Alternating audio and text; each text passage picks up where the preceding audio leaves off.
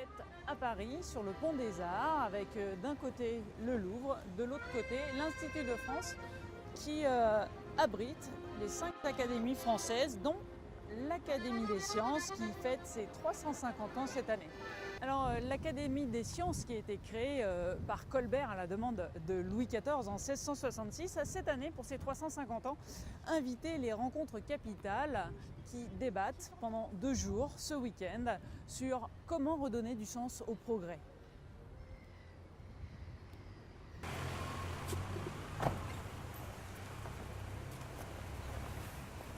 Je m'habille.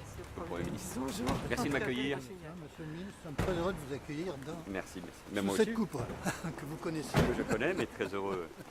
Mais vous n'êtes jamais venu pour l'Académie des sciences. Non, il fallait le. Et il fallait le faire. Le progrès, c'est bien étymologique, la marche en avant. L'illusion avec des mouvements Donc,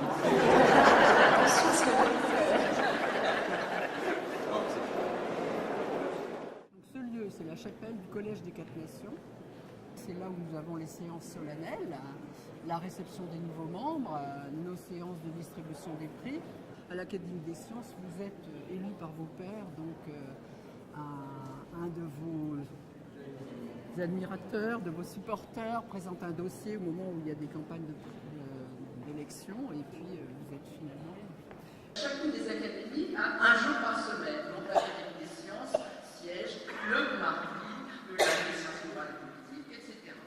J'ai vécu aussi l'origine de l'Homo erectus. L'Homo erectus qui a fabriqué le feu, eh bien, il se passait au moment du feu ce qui se passe en ce moment au moment du numérique.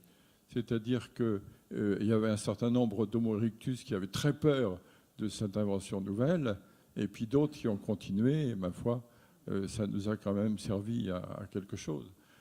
Chaque mardi, il y a une séance plénière, c'est-à-dire que normalement nous sommes tous là, et ça permet de savoir en tout cas dans les autres disciplines ce qui se passe, quoi. Les sciences de l'univers, dont je fais partie, sont souvent par là, quoi, dans ce secteur-là. Les médecins sont souvent par ici. Ils sont là, le président.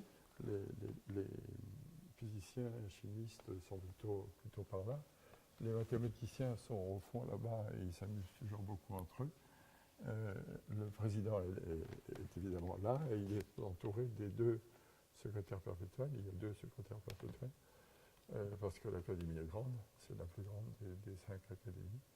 Et lorsqu'on fait une communication, un des secrétaires perpétuels s'efface pour vous laisser la tribune, et on vient donc parler aussi à la tribune. C'est un endroit qui s'ouvre justement aujourd'hui, au-delà de ce regard assez institutionnel. Et on va avoir le grand plaisir d'accueillir dans quelques jours, sous la coupole de l'Institut, 120 jeunes enfants organisés donc par l'Académie des sciences, qui vont être en liaison avec la Station spatiale internationale et pouvoir parler en direct, en visioconférence avec Thomas Pesquet à bord.